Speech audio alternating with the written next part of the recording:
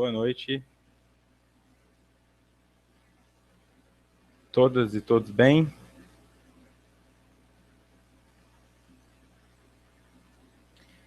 Hoje, terça-feira, dia 17 de março de 2015, iremos dar continuidade ao estudo da obra Autodescobrimento, uma busca interior.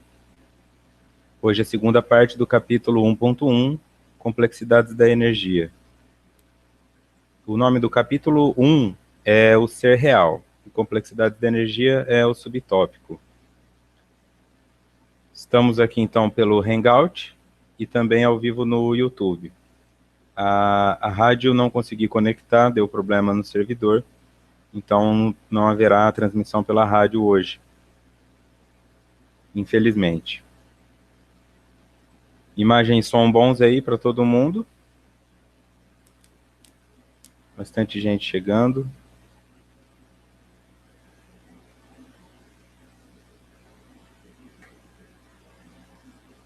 Boa noite a todos que estão no chat falando, desejando boa noite.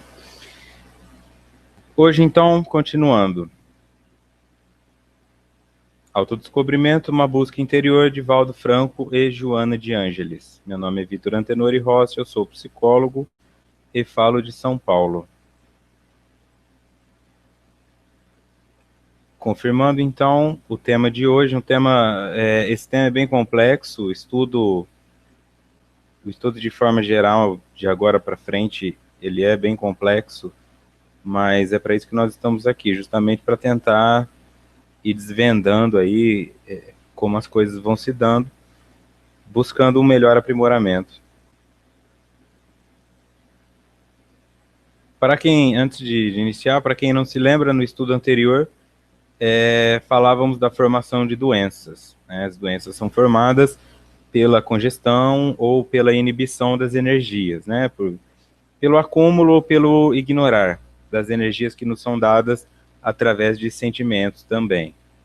Para quem não acompanhou, os estudos anteriores estão disponíveis na página da Rede Amigo Espírita no YouTube, em áudio também, e também na minha fanpage, na minha página do Facebook, tem os estudos anteriores, o material em PDF. Para quem quiser estudar em casa ou na casa espírita, fique à vontade. Então, continuando. Ok, obrigado pelo feedback.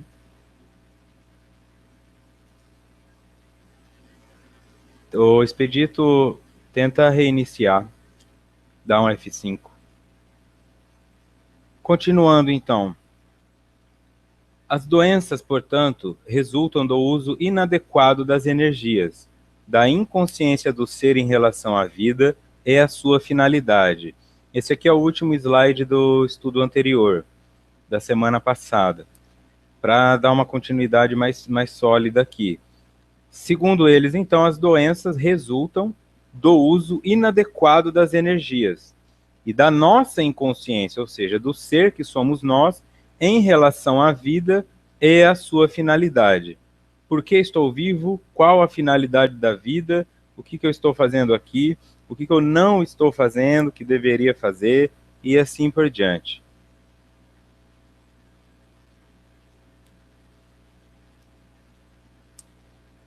O despertar do si enseja a compreensão da necessidade de transmudar as energias, encaminhando-as de uma área para outra e utilizando-as de forma profícua, único recurso para o gozo da saúde.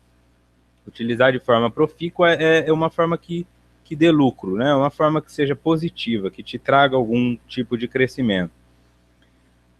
Então, o que fica claro aqui? O despertar do si enseja compreensão da necessidade de transmudar as energias. O que eu já começo a tirar daí? Que se o si, quando eles se referem a si, eles estão falando de nós em essência, não o Vitor. O Vitor é uma ferramenta, este corpo é uma ferramenta para o si eterno, que sou eu, espírito, me manifestar. Para que haja o despertar do si, há se haver a compreensão da necessidade de transmudar as energias. A questão principal aqui É, a Rede Amigo Espírita aqui está perguntando se a rádio. Eu comuniquei no começo que a rádio não funcionou. Tá? Eu tentei colocar, mas a rádio não entrou. O despertar do si, então, implica reconhecer que eu estou dormindo. O si dorme. Porque se não houvesse uma dormência, não haveria do que despertar. Então, em alguns pontos, se nós formos levar isso como deveria ser, nós ainda não acordamos para a importância do que é a vida, para o reconhecimento.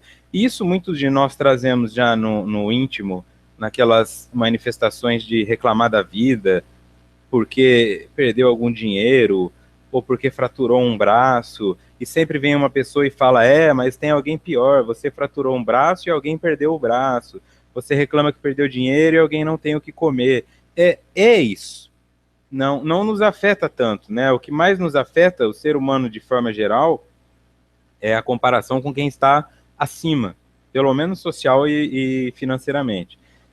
Quem está abaixo não nos afeta tanto, afeta no sentido de compaixão, às vezes. Eu quero dar uma sopa para esse cara que não tem o que comer, eu quero dar uma porta para essa mulher que não tem porta em casa, mas dificilmente isso te traz um conforto de, poxa, eu sou feliz, eu estou bem, eu não tenho do que reclamar.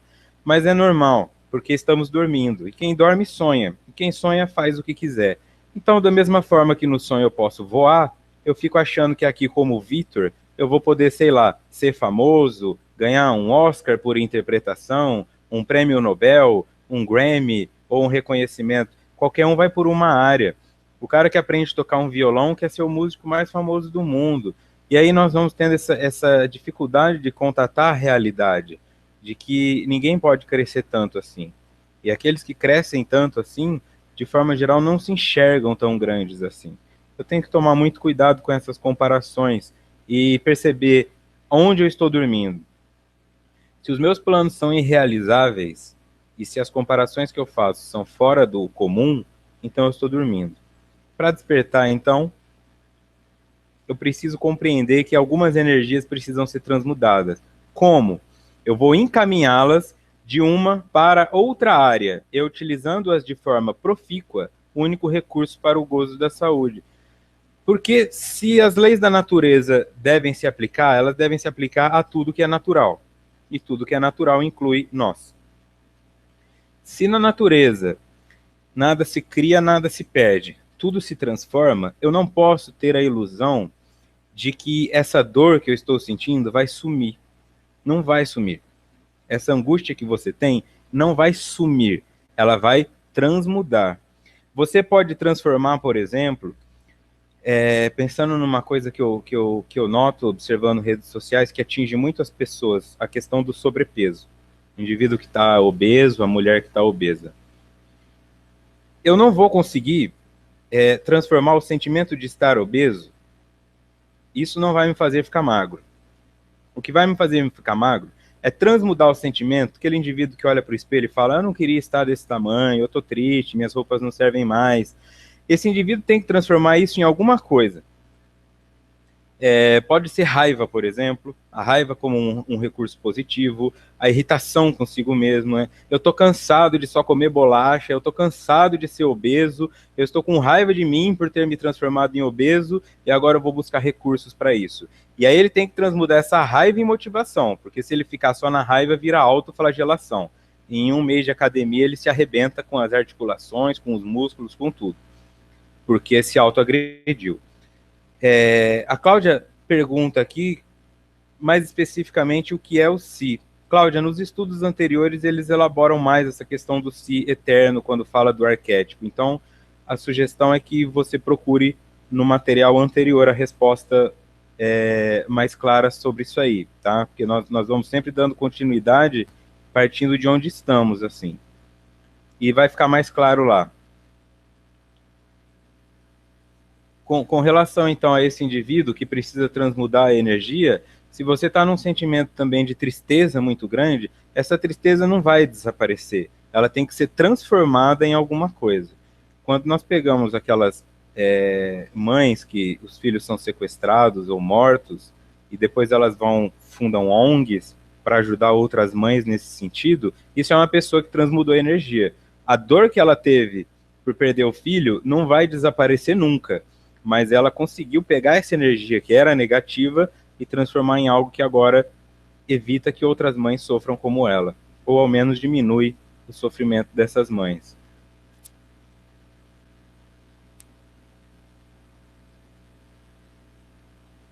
De certo modo, elas, as doenças, decorrem dos imperativos das leis de causa e efeito, que inscrevem nos seres o que se lhes faz necessário para a evolução, seja através dos camartelos do sofrimento ou mediante os impulsos santificados do amor. Aqui estão estruturando que as doenças decorrem dos imperativos das leis. E essa lei de causa e efeito também é uma lei natural. Dentro dessas leis naturais que eu tenho que respeitar, então eu tenho que, como um imperativo, portanto vai ser imposto, que eu preciso de algumas coisas para evoluir. E para algumas pessoas, este alguma coisa é o diabetes, é o câncer, é a incapacidade sexual, é a enxaqueca. Por mais absurdo que possa parecer, isso de alguma forma te impede de manter ou então te orienta no sentido de buscar uma ajuda. Quantas pessoas não sentem de repente uma dor no joelho, vão fazer um exame para dor no joelho e descobrem que estão com câncer em outra área do corpo? Eu não tenho como precisar qual a função exata dessa doença, mas ela tem uma função.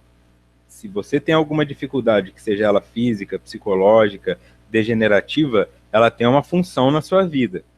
E se você não fizer a leitura da função da sua vida, você não vai transmudar essa energia. E você vai ficar voltando com essa doença tantas existências quanto forem necessárias, até que você se reestruture. De uma forma que a doença não precise mais te ajudar. Porque o objetivo de uma doença é nos ajudar a entender algo de nós que está faltando. Seja pelo sofrimento ou pelo amor. Aqui no livro Céu e o Inferno, capítulo, ficou borrado aqui, acredito que é o 7º, Código Penal da Vida Futura. A soma, é o capítulo 5º, então, o item 1. A soma das penas é, assim, proporcionada à soma das imperfeições, como a dos gozos, a das qualidades. A alma que tem 10 imperfeições, por exemplo, sofre mais do que a que tem 3 ou 4. E quando dessas 10 imperfeições não lhe restar mais que a metade, ou um quarto, menos sofrerá. É óbvio, quando nós lemos isso assim, por cima, isso é óbvio, quanto menos imperfeição eu tiver, menos eu vou sofrer. Se é óbvio, por que eu tenho tanta dificuldade, então, de aceitar o meu sofrimento? Porque aceitar um sofrimento implica aceitar uma imperfeição. E o nosso ego encontra muita dificuldade em reconhecer a imperfeição. Nós não queremos receber crítica. Nós mal sabemos receber elogios. A pessoa faz um elogio, muitos devolvem com uma piadinha. Nossa, você está muito bonita. É impressão sua. É o vestido. É o carro. É uma dificuldade de absorver, né? De alguém falar, você está muito bonita. E você responder, obrigada. Só. Não. O ser humano fica falando demais, verbalizando demais, porque tem dificuldade de receber crítica e de receber elogio. A crítica mais ainda. Então, quando a crítica vem do meu corpo, o meu corpo adoece, me dizendo que eu estou fazendo algo errado, e esse algo errado é uma imperfeição, o meu ego não aceita e entra em negação, porque é um mecanismo de defesa dele. Ele entra em negação. E o principal mecanismo de negação é o farmacológico. Estou com dor de cabeça? Vou tomar um remédio. Estou com uma dor nas costas? Vou tomar um remédio. Como se o remédio curasse o problema, quando a maioria dos remédios apenas reduz o sintoma. Mas a causa dele continua no seu espírito, segundo os autores.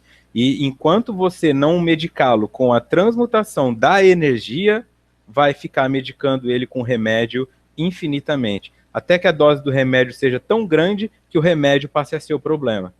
Toma tanto remédio que arrebenta o fígado. Toma tanto remédio que arrebenta o estômago. E fica sempre nesse processo de ficar somando doenças ao invés de estudá-las.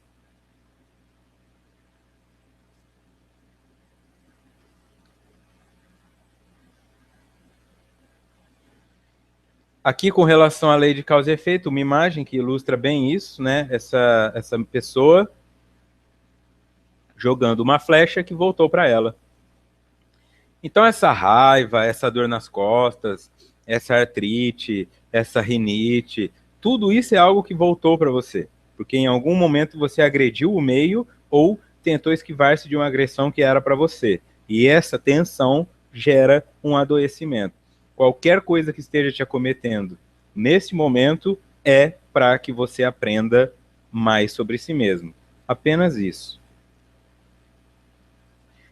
Fiquem atentos também ao chat, porque às vezes os companheiros nos ajudam, o Arnaldo ajuda, o José ajuda, algumas pessoas que têm mais experiência aí, quem também tiver indicações de livro ou de obras enquanto os temas forem falados, pode ir colocando aí, porque toda ajuda é bem-vinda, tá?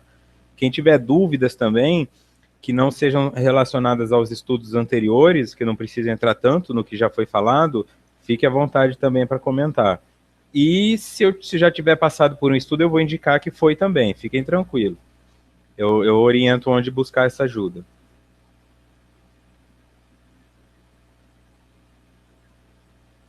A transformação moral nesse cometimento é fator preponderante para converter o instinto primitivo em força produtora de novas energias, ao invés de fomentar os distúrbios da congestão e da inibição.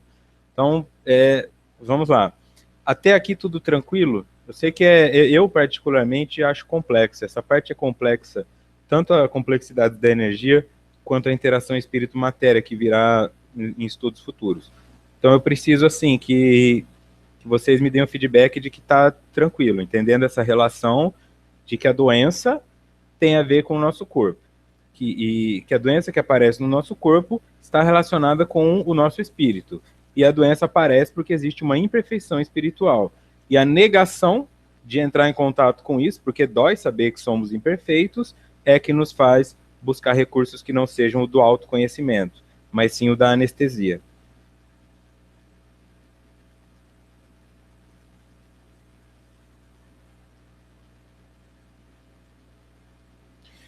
O expedito coloca: se as doenças são um uso inadequado das energias, o que dizer das causas das doenças popularmente conhecidas? Exemplo: o uso excessivo de cafeína causa artrite e enfraquece os ossos.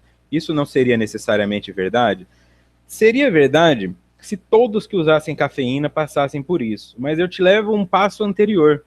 A cafeína é uma droga, é um estimulante. A maioria dos produtos que termina com ina é um estimulante. Cocaína, cafeína, nicotina, adrenalina, eles são estimulantes. Por que esse indivíduo precisa da cafeína? Esse indivíduo já está se automedicando com cafeína. Então eu tenho que buscar por que ele precisa da cafeína para conseguir acordar, se o corpo dele foi feito para acordar sem cafeína. Não existia cafeína lá nos primórdios? Como é que a civilização foi construída, então, sem isso? Como é que pessoas...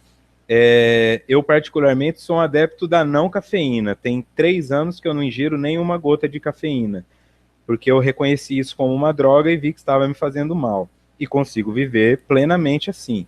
A minha orientação seria enxergar se esse indivíduo precisa de cafeína para viver, as comorbidades, ou seja, as doenças que virão da cafeína, não são o problema dele. Mas o que o faz precisar da cafeína é o problema dele, porque é uma droga. E toda droga é um reforço, é um recurso para nos ajudar a passar por uma fase difícil. Só que existem pessoas que passam a vida inteira se drogando com cafeína, com nicotina e com várias outras inas por aí.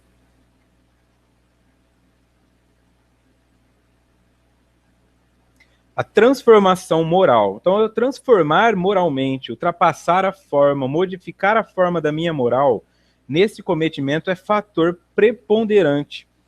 Se eu quero, então, começar esse processo de autodescobrimento, o primeiro passo é a transformação moral, para converter o instinto primitivo em força produtora de novas energias, ao invés de fomentar os distúrbios da congestão e da inibição. Congestão e inibição foram tratados no estudo anterior.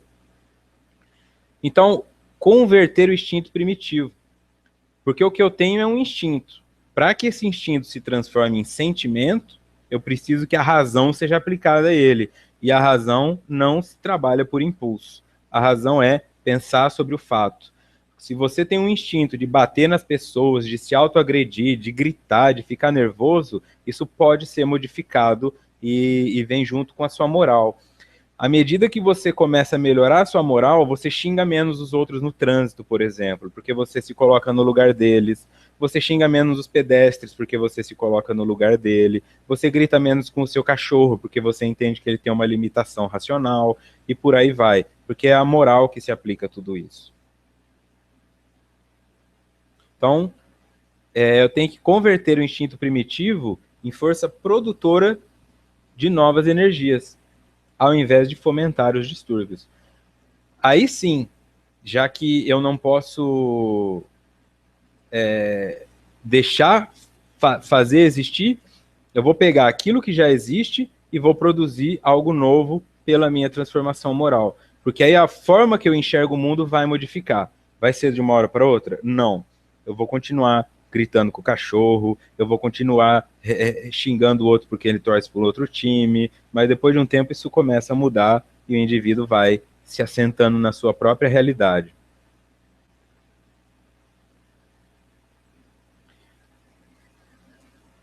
Quando o indivíduo, dominado pelos impulsos da violência, sob rude controle, em tensão contínua, inteiriça os músculos antagônicos, exigindo-lhes demasiada elasticidade, gera atrito das articulações ósseas, às vezes dando origem a várias expressões artríticas, principalmente as de natureza reumatoide. Aqui falando da artrite reumatoide. Eu vou estruturar um pouco melhor o que é artrite reumatoide, mas o importante aqui é essa parte do sintoma. Quando eu, que somos em algum momento dominado pelo impulso da violência e sob rude controle, nós geramos uma tensão. Quer se colocar nessa situação? Lembra de alguma vez que você ficou muito nervoso, muito nervosa, muito irritado? Suas mãos se contraem naturalmente, como se você estivesse preparado para bater em alguém. Pessoas que têm unhas grandes, às vezes até ferem a palma da mão. Tem pessoas que dão soco em parede, tem pessoas que dão um grunhido por dentro de raiva e gritam. Nesse momento, você está gerando uma tensão imensa no seu corpo. Se isso é eventual, vez ou outra, da natureza, tranquilo, você vai ter possíveis complicações menores. Agora, se a pessoa vive assim, vocês imaginam a carga tensional que ela coloca no corpo, que não foi feito para viver em tensão, nem em ansiedade plena. Deve haver um equilíbrio. Gera, então, as artrites. A artrite reumatoide ocorre quando o sistema imunológico ataca erroneamente os tecidos do seu próprio corpo. Além de causar problemas de articulações, a artrite reumatoide, por vezes, pode afetar outros órgãos do corpo, tais como pele, olhos, pulmões e vasos sanguíneos. A artrite reumatoide ocorre quando o sistema imunológico ataca erroneamente os tecidos do seu próprio corpo. O seu corpo começa a te atacar. E o corpo só ataca aquilo que ele reconhece como inimigo. Se o teu corpo te vê como um inimigo e começa a te atacar, é porque você está fazendo mal a ele. Não é uma coisa aleatória de azar, não é só genética. Porque igual foi colocado na questão do café pelo Expedito, tem gente que toma café a vida inteira e não apresenta nenhum problema. Tem gente que 1 ano tomando já começa a apresentar gastrite, úlcera e um monte de outras coisas. Isso não está relacionado, então, com uma ciência que explica o café vai te matar, o cigarro vai te matar, tem gente que fuma e não morre, tem gente que não fuma e morre, mas que o teu corpo vai responder positiva ou negativamente de acordo com o que você está dando para ele, isso vai. As tuas articulações estão lá, sofrendo a pressão da sobrecarga que você coloca. Seja pelo excesso de atividade física, seja pelo sobrepeso, seja pela sua preguiça, seja pela falta de alongamento. E uma hora ela vê isso como uma coisa de... Esse cara não está fazendo bem para mim. Eu estou aqui para aguentar erguer 70 quilos, ele está me fazendo andar com 120. É lógico que uma hora ela vai se virar contra você. E em dado momento, não no sentido de querer te atacar, mas de te mostrar que não está dando mais. E aí entra o processo daquela questão da bola de neve. Você machuca o joelho esquerdo, E aí você começa a forçar o direito. Aí você machuca o joelho e fica sem os dois. Aí você começa a forçar os seus braços para te levantar. Aí você machuca o seu ombro. E quando percebe, está acamado. E não entendeu por que isso aconteceu. É aos poucos que o nosso corpo vai dizendo que algo está errado. Nós é que vamos ignorando os sintomas. Um pouco mais, então. A artrite consiste na quebra da cartilagem. A cartilagem normalmente protege a articulação, permitindo que ela se mova suavemente. A cartilagem também absorve choques quando a pressão é colocada na articulação, como ao andar, por exemplo. Com a ausência da quantidade normal de cartilagem, os ossos se friccionam, causando dor, inchaço, inflamação e rigidez. Quem já teve artrite ou tem alguém na família que teve artrose sabe o que significa isso. Você não consegue mais andar, você não consegue mais fazer as coisas. É osso batendo em osso. Imagina a dor que é isso. E isso acontece porque um dos motivos é o excesso de raiva, o excesso de violência e irritabilidade. Os dedos também às vezes vão ficando todos tortos, né? Porque a pessoa que está com raiva, ela vive tensionando os dedos. Então, em dado momento, eles vão ficar tortos mesmo. Quem tiver interesse de aprofundar nisso, procura fotos no Google, que tem bastante foto de artrite. É bem chocante. O Arnaldo coloca: nossa fisiologia está predisposta em determinadas áreas de doenças. A não transformação moral acelera e abre brechas para que a doença seja somatizada. A não transformação moral me coloca em uma posição em que eu agrido muito o outro. Essa coisa que eu falei de xingar o outro, de querer passar por cima, de ter vantagem em tudo. E por mais que eu seja corrupto, eu tenho uma culpa. O nosso espírito, ele traz uma consciência do que é certo e o que é errado. E eu coloco isso com uma clareza, independente de político. Peguem indivíduos que foram presidentes do Brasil ou de qualquer outro país e peguem uma foto dele antes do mandato e uma foto após. Você vai ver o quanto esse indivíduo envelheceu em 4 anos ou em 8 anos. É impressionante. Como o sentimento de estar envolvido com corrupção gera uma culpa, gera uma paranoia. Você não pode mais andar na rua sem achar que vai tomar uma pedrada na cabeça, que vai tomar um tiro. Então isso gera um tensionamento. E isso envelhece o indivíduo e, por natureza, gera doenças como câncer e tudo mais. Então, quando eu acelero a transformação moral, eu vivo com um pouco mais de tranquilidade. Eu não fico nervoso por ser o quinto da fila, porque eu entendo que o cara que está em primeiro também foi o quinto em algum momento. São pequenas coisas onde eu relaxo um pouco mais, e isso a longo prazo, pensando em uma vida de 60, 70, 80 anos, com certeza vai fazer uma diferença muito grande.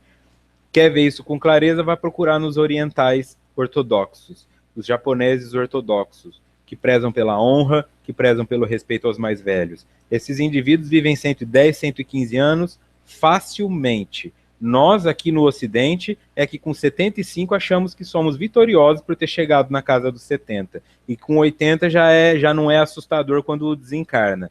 Mas isso tudo é pouco perto do que poderia ser. Apenas a cargo de orientação, o psiquiatra Valdemar Magaldi, doutor Valdemar Magaldi, em uma aula que eu tive com ele num curso de psicossomática, ele disse que, são palavras dele, que estudos da parte fisiológica dizem que o corpo humano é feito para durar 125 anos, em condições normais. Claro, que com uma dieta mais focada na parte de vegetais, uma dieta vegana ou vegetariana, com atividades físicas moderadas, com alongamento, com respiração. Se você envolver tudo que as ciências nos pedem para fazer, em alimentação, meditação, dá para chegar em 125 anos, 115, 110, estão aí os orientais para provar que isso não é mentira. Morrer com 80 anos significa que você estragou demais o seu corpo físico, que você ainda está muito materializado. Nós é que valorizamos isso. Continuando, então, conduzir bem essa força é um recurso preventivo para doenças degenerativas, portanto, evitáveis. Teu corpo não vai degenerar se você mantivê-lo sempre em regeneração. respira melhor, se alimenta melhor, faz uma atividade física, regula seu sono, evita ficar estressado, vai procurar acompanhamentos de terapias, fisioterapia, psicologia, arte terapia, a que fizer sentido para você, mas vai se envolver em alguma coisa. Enquanto você pode, para depois não ter que ir porque é obrigado. Por outro lado, os núcleos vitais, os chakras, abaixo do diafragma, que não têm as energias transmutadas para a região superior a fim de serem sublimadas, especialmente na zona sacral, produzem doenças do aparelho urinário e genésico, com agravantes no que diz respeito aos relacionamentos sexuais. Aqui a orientação deles, né?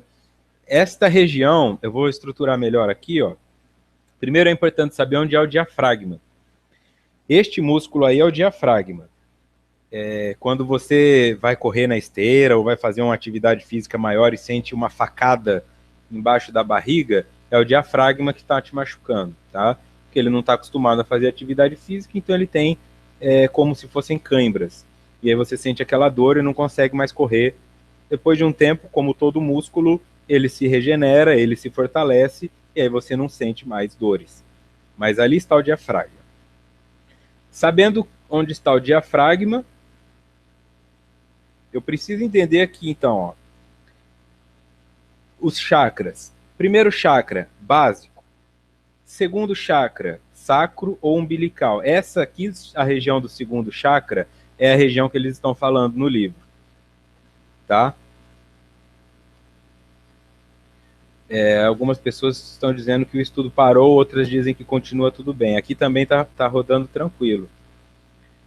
Então eu tenho gravado essa imagem que vai até o sétimo chakra, que é o coronário. Aqui nessa região superior é onde haveria sublimação, portanto, o contato com o alto, com a consciência maior, portanto, a orientação do si eterno.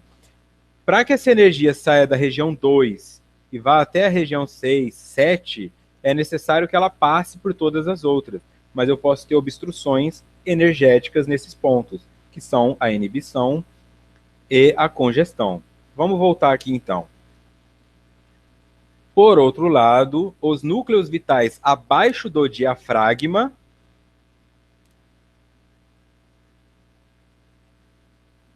portanto, aqui entre o 3 e o 2, que não têm as energias transmutadas para a região superior, a fim de serem sublimadas, especialmente na zona sacral. Aqui a zona sacral, número 2.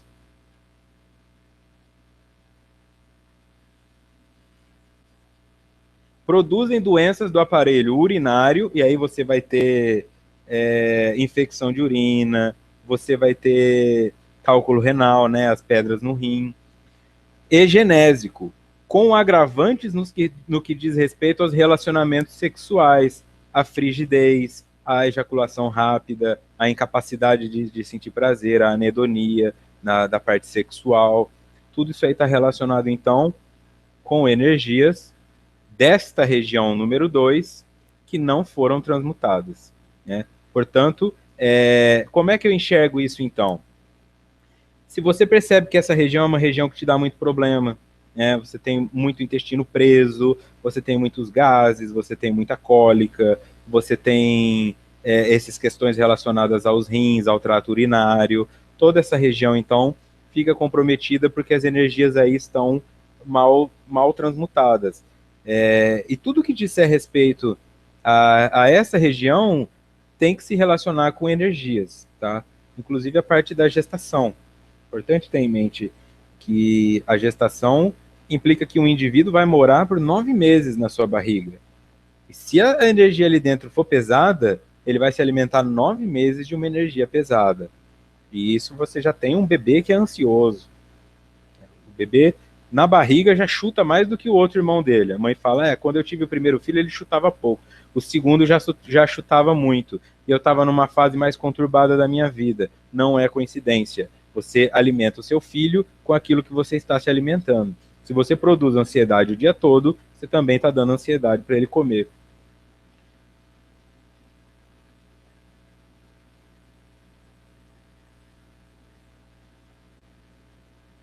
nada se deve perder no organismo.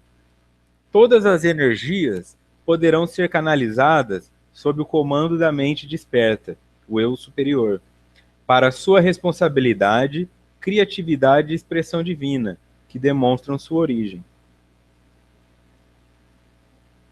Então, tudo isso, quando se diz que nada se deve perder no organismo, significa que essa dor que você tem também não pode se perder. Ela tem que ser canalizada.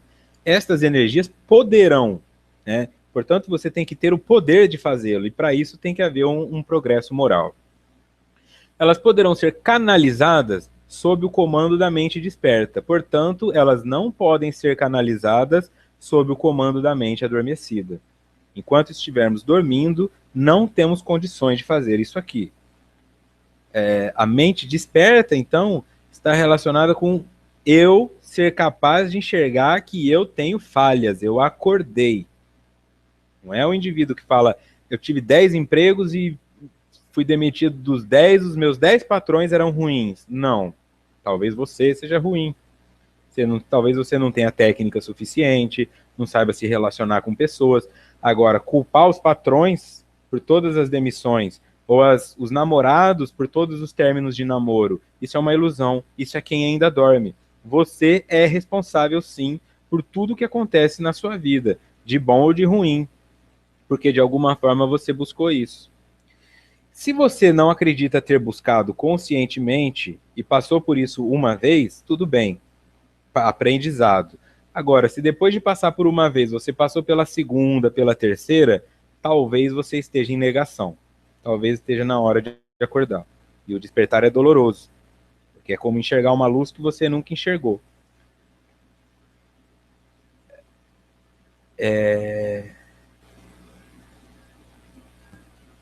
Ok.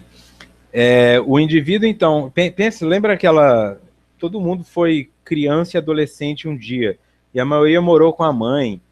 Lembra aquela cena de você dormindo, porque chegou tarde, porque ficou no computador até tarde, ou o que quer que houvesse na sua época que te permitisse ficar acordado até mais tarde, brincando na rua, não sei.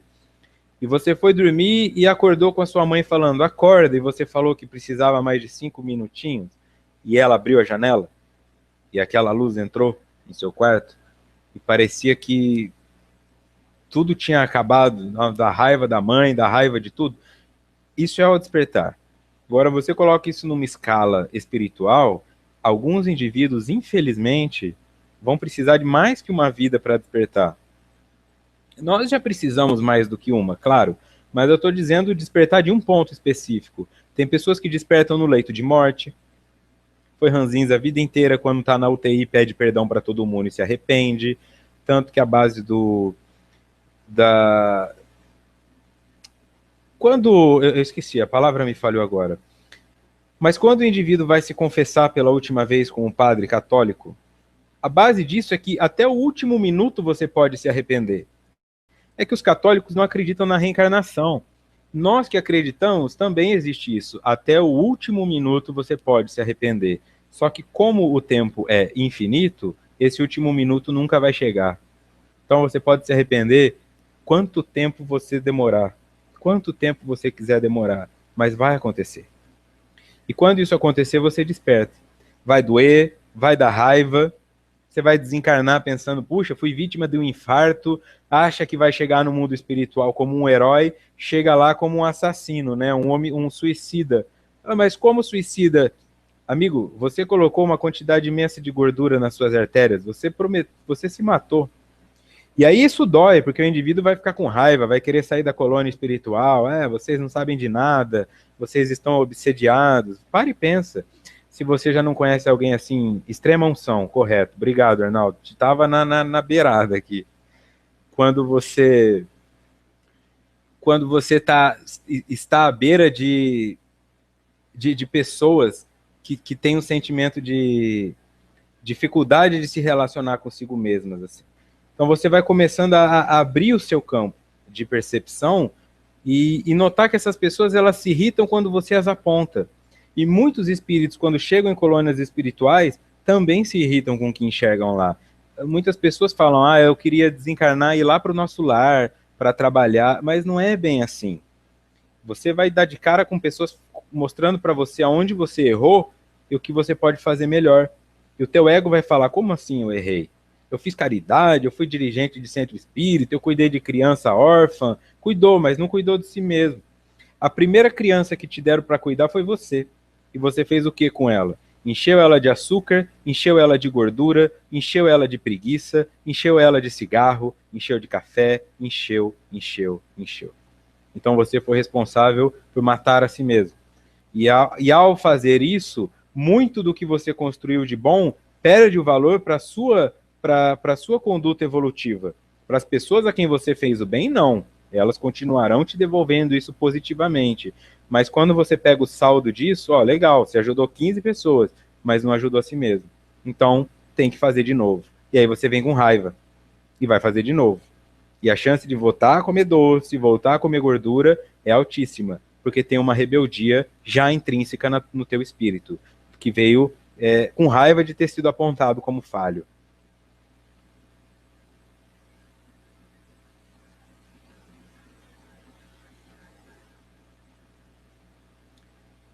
Ok. Todas as energias poderão ser canalizadas sob o comando da mente desperta, que é o eu superior, para sua responsabilidade, criatividade e expressão divina, que demonstram sua origem. Este é a finalidade. Quando foi falado no começo do estudo, qual que é a finalidade da vida? É isso aqui, ó. Ser responsável, criar coisas e expressar Deus. Que é disso que nós viemos. Deus criou o universo. E eu fico só copiando os outros? Eu falo isso, pessoas que ficam pegando trechos de livro de outras pessoas e colocando como se fossem delas, músicas. Eu só copio. O número de pessoas que cria é muito pequeno. Então eu tenho que ter em mente que se eu não criei nada de diferente, eu não estou falando de algo que mude o mundo, eu estou falando de algo que mude a mim.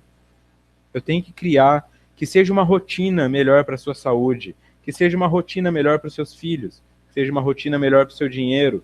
Crie algo que ainda não existe. Porque ficar só copiando os modelos que funcionaram para os outros gera comparação e preguiça. Tem que sair da zona de conforto. O Arnaldo comenta, chegamos no plano espiritual vazios de tudo e cheios de nada. Exatamente. Cheios de nada. Alguns ainda chegam cheios de culpa, cheios de raiva, mas do que nós pensávamos ser é uma desilusão imensa, né? O desencarne traz uma desilusão imensa. E as obras de André Luiz mostram bem isso. A desilusão dele foi imensa e por mais que seja um livro, é resumido. A dor dele foi muito maior. Você leu o livro ali em algumas páginas, mas ele levou dias para ter aquelas elaborações. Foi muito doloroso para ele. E ele não é diferente de nós. Ele sou eu, ele é você. Nós passamos pela mesma coisa. A diferença é que ele escreveu um livro sobre isso. Ele criou, enquanto eu só fico copiando.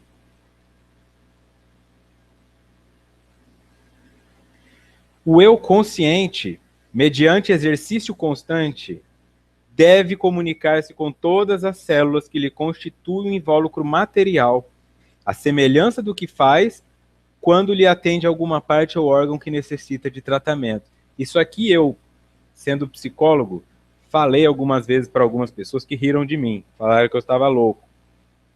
E eu não descarto que eu possa estar louco, porque vai saber, né? Até que ponto eu posso dizer o que é loucura e o que é sanidade. Mas a partir do momento em que eu reconheço que as células do meu corpo, o Expedito já disse aqui que vai cortar o café. Força aí, Expedito. A semana que vem você fala como tá. Não, semana que vem não, que você vai estar meio irritado. Daqui 15 dias você fala como tá aí, tá bom? Brincadeira. Mediante, então, esse exercício, o eu consciente, a partir do momento, então, que você está consciente de si mesmo, você deve fazer esse exercício constantemente. Comunicar-se com todas as células. A tua célula é um órgão, é um ser vivo, perdão. Tua célula é um ser vivo.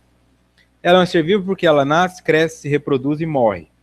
E a célula ainda transmite memória de uma para outra. Antes de uma célula morrer, ela transmite a memória dela para outra, e por isso as células que estão no seu corpo hoje conhecem você desde que você era um embrião.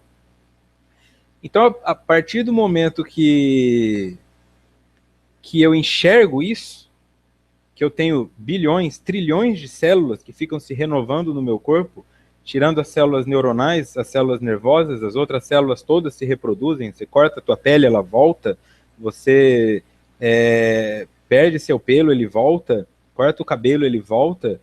Se elas são seres vivos, elas então entendem o que é energia.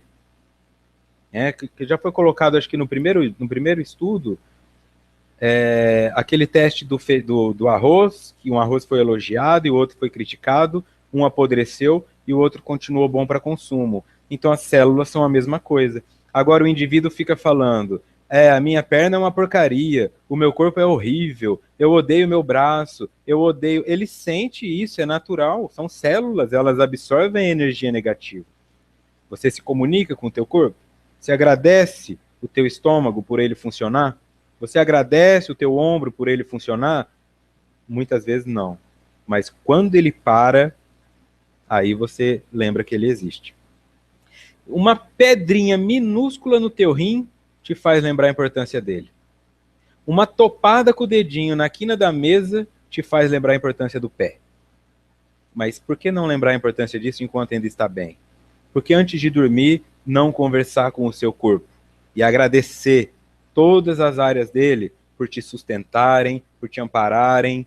Eu já trabalhei numa UTI como psicólogo, eu sei qual que é a importância de um intestino funcionar, de um rim funcionar, de um pulmão funcionar.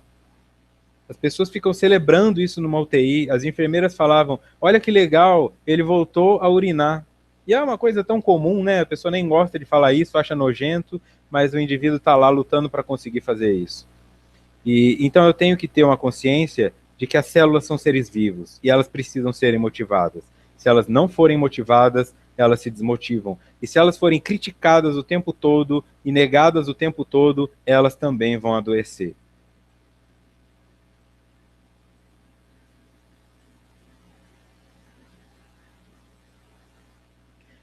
Considere-se um corte que dilacere um membro. Pode ser deixado de lado para autorrefazer-se ou receber curativo imediato para a reparação dos tecidos e capilares. Da mesma forma, a consciência, o si, deve atender à energia nas suas diferentes manifestações, rarefeita ou condensada, interferindo com amor e dando-lhe ordens equilibradas para a sua sublimação. Portanto, se uma parte do seu corpo se machuca, você não vai lá e coloca um band-aid, você não vai e coloca um mertiolate. Quando era criança era mais difícil, que o mertiolate ardia bastante, né? Hoje já não arde tanto. Mas você vai lá e dá um jeito nisso. Por que então que as suas emoções, quando as suas emoções se ferem, você não faz o mesmo? Por que você não conversa com as áreas do teu corpo que estão adoecendo e pede, motiva elas e fala que você está com elas? E aí é onde as pessoas falavam que eu sou louco. Eu vou ficar conversando com o meu corpo? Fica parecendo aqueles caras que falam com árvore. Então eu digo, fala com árvore também, porque a árvore escuta. Tudo que tem célula viva recebe a energia. Ela não entende a língua portuguesa, mas ela entende a entonação energética da vibração da energia que você está emanando com aquela fala. E a partir dali, você vai gerar uma perturbação ou uma regeneração. Mas ficar só criticando o corpo, ou só lembrar dele quando você está doente, é uma forma de egoísmo. Porque você não é só a sua consciência. Você tem trilhões de células aí que estão servindo você para que você consiga evoluir. E quanto você tem dado de bem para elas? É cigarro, é droga, é obesidade, é raiva, é tudo isso? É isso que você está dando para os seres que te ajudam a viver? Então pare e pensa se você não está sendo egoísta e se você não está dormindo. Que se você estiver dormindo, a vida vai passar como um sonho. Está na hora de acordar para se autodescobrir.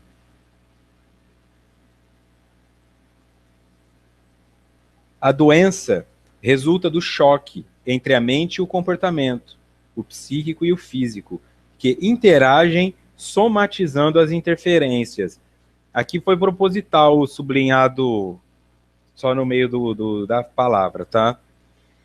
Vamos lá. A doença é resultado do choque. Para começar, eu preciso entender o que é choque. Conflito. Quando duas pessoas falam assim, Está havendo um conflito no Oriente Médio. Está havendo um conflito entre PSDB e PT no Brasil. Só pode haver conflito quando dois corpos querem ocupar o mesmo espaço ao mesmo tempo. É simples. Portanto, tanto um quanto o outro querem a mesma coisa. Se querem a mesma coisa, pode ser que seja pelo mesmo motivo. Então não adianta falar que os Estados Unidos estavam brigando lá no Oriente Médio por conta de questões morais. Era petróleo. Eles queriam petróleo, os outros queriam petróleo, aí é um conflito. Se eu caminho pelo mundo sem buscar nada, eu não esbarro em ninguém. Percebe? Isso é crístico. No sentido de que Jesus não ficava preso a bens materiais. Então ele não disputava o mesmo espaço com os outros. Ele já dizia, o meu reino não é deste mundo. Portanto, nada daqui me interessa nesse sentido. Porque aí não há conflito. Ninguém poderia ocupar o lugar dele. Porque ninguém quis ficar na cruz por ele. Então ele assumiu um lugar que ninguém queria. Não há conflito. Agora, se ele fosse indicado a ser rei, aí haveria conflito, porque outros iam querer o lugar dele. Na cruz não, né? Na cruz deixa ele lá sozinho. Então, a doença resulta do choque entre a mente e o comportamento, porque ambos querem fazer uma coisa que não está indo para um lado. Tua mente quer ir para a direita, o teu comportamento vai para a esquerda, eles trombam no meio do caminho. O psíquico e o físico. A sua mente quer fazer uma coisa. Quando eu falo muito dessa questão da obesidade, você acorda todo dia querendo fazer regime, mas o teu corpo come. Mas quem leva as tuas mãos a comer é a tua mente. Então gera esse ciclo, né? Você não consegue sair de você. Tá sempre chocando. Você quer parar de fumar, larga, mas não consegue parar de fumar. Promete que nunca mais vai bater no seu filho, depois vai lá e bate de novo. Fica fazendo 1 milhão de promessas, isso é o teu psíquico. A incapacidade de cumpri-las é o teu físico e comportamental. Enquanto houver um choque, eles não falarem a mesma língua, você fica patinando. Interagem, portanto, elas agem dentro, interiormente, somatizando as interferências. Então, aqui, é lá dentro que vai haver essa ação, né? A interação, uma ação dentro. O soma, do grego transliterado, é considerado como organismo material, abstraído de suas funções psíquicas. Logo, somatizar significa o ato ou efeito de transferir para o corpo um problema de ordem psicológica. Então, aqui, ó. A doença resulta do choque entre a mente e o corpo e o comportamento, o psíquico e o físico, que interagem, somatizando as interferências. Está havendo uma briga lá no seu psicológico, como isso não é resolvido, ela é jogada para o seu corpo físico, porque ela passa a ser visível, não dá mais para você negar. Você pode falar que não é uma pessoa que guarda mágoa, mas quando um câncer gigante aparece no teu corpo, não dá mais para você falar que alguma coisa não está errada. Tem algo errado e precisa ser visto.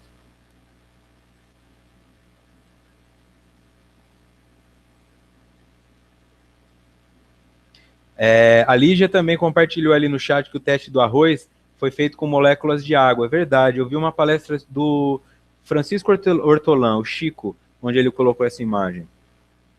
Do Obrigado e Eu Te Odeio. E ela colocou o link aí.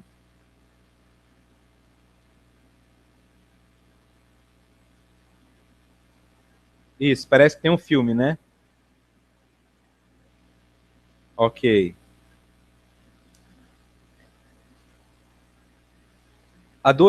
Aqui então já foi. E aqui, para o encerramento, diante de ocorrências viciosas, de acidentes morais e emocionais, cumpre se lhes faça um exame circunstanciado, passando-se a conversação com o departamento afetado, despertando-lhe as potências e liberando-as para o preenchimento das finalidades da vida, a que todas as coisas estão submetidas e se destinam. Aqui já é o primeiro slide do estudo da semana que vem. Nós vamos continuar daí. Tá? O que é isso aqui? Como fazer? Porque foi perguntado aqui no chat também. Como é que eu faço, então, para transmudar essas energias da região do chakra? Qualquer que seja a região, tá? Deve ser conversado, é o diálogo. Então, vamos analisar melhor isso aqui. Diante de ocorrências viciosas, ou seja, Você fica fumando, você fica bebendo café, você fica tomando cigarro, ocorrências viciosas. Qualquer coisa que para você seja um vício, que você não consegue largar e quando você tenta, você volta. Acidentes morais e emocionais, acidentes morais e emocionais, coisas que aconteceram de alguma forma em que você caiu. Você achou que não era corrupto, mas aí se pegou porque estava com pressa, porque estava chovendo, estacionando na vaga do idoso, do deficiente físico. Então, nesses processos vai haver um sentimento de culpa, vai haver uma elaboração. Cumpre-se, lhes faça um exame circunstanciado. Portanto, você tem que examinar a circunstância. Por isso que eu não fico entrando muito em coisas específicas, eu vou mais para o genérico. Porque se eu falo, câncer é guardar mágoa, aí todo câncer é guardar mágoa? Não. Circunstanciado. A sua dor no dedo, a sua tendinite tem uma circunstância específica da sua história. É você que vai se autodescobrir. Por isso que é autodescobrir. Não é o Vitor descobrir você, não é o psiquiatra te descobrir, é você. O livro é para que você se descubra. Portanto, você vai ter que analisar a sua circunstância, o local que você vive, o clima, a sua história genética, os padrões familiares, tudo isso aí. Não adianta ter preguiça, você tem uma vida inteira para se conhecer. É para isso que você está aqui, né? Para melhorar. É difícil, dá trabalho, mas o que é fácil?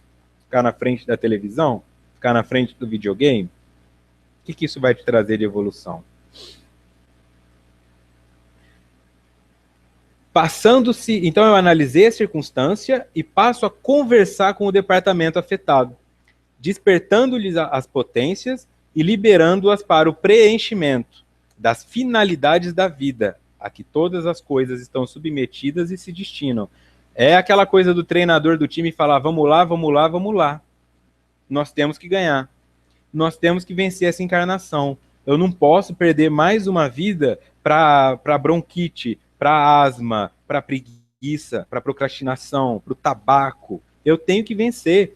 E se eu tenho trilhões de células lutando por mim, começa a motivar elas e você vai sentir uma diferença muito grande na sua vida.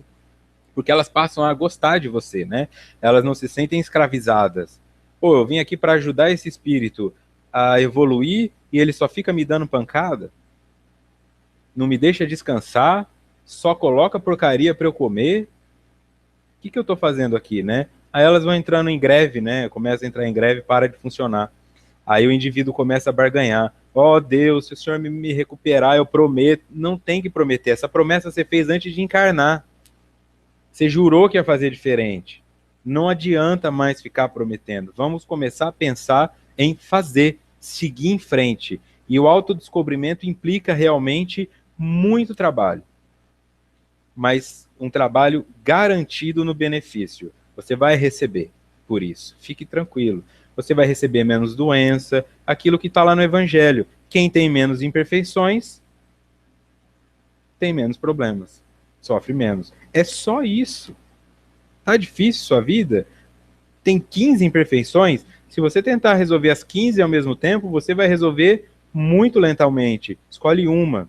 Entenda a circunstância que isso está acontecendo e vai resolver esse problema até o fim. Quando a sua cólica renal sanar, você não tiver mais problemas de cólica renal, porque você entendeu o contexto, se afastou das pessoas que te faziam mal, alterou o comportamento que te fazia mal, aí você vai lidar com a sua enxaqueca. Mas não fique tentando resolver todos os problemas. Estude a si mesmo. Gaste menos tempo copiando os outros e comece a entender que você é uma criação única. Ninguém é igual a você. Então você é capaz de criar coisas que ninguém mais vai conseguir fazer. Basta ter coragem, basta ter vontade e perseverança. Conversa com o seu corpo, com as suas células cerebrais, você vai começar a ter ideias melhores, inspirações melhores, criar coisas melhores e sua vida vai ficar mais fácil. Você vai ganhar muito mais admiração, vai ganhar muito mais respeito, ao invés de ficar só aí, procurando a quem copiar amanhã. Começa a buscar isso tudo. Ok? Então, encerrando aí, eu agradeço novamente a todos que participaram presencialmente, também através das perguntas aqui no chat, a vocês que estão assistindo pelo YouTube ou que vão assistir ouvir o áudio aí no carro, na Rede Amigo Espírita. O meu muito obrigado pelo respeito, pela confiança no trabalho. Semana que vem, então, no dia 24 de março, faremos a parte 3 do capítulo 1.1, Complexidades da Energia. Então, até terça que vem, onde nos reencontraremos para dar continuidade a esse estudo. Desejo a todos uma ótima semana e uma boa noite.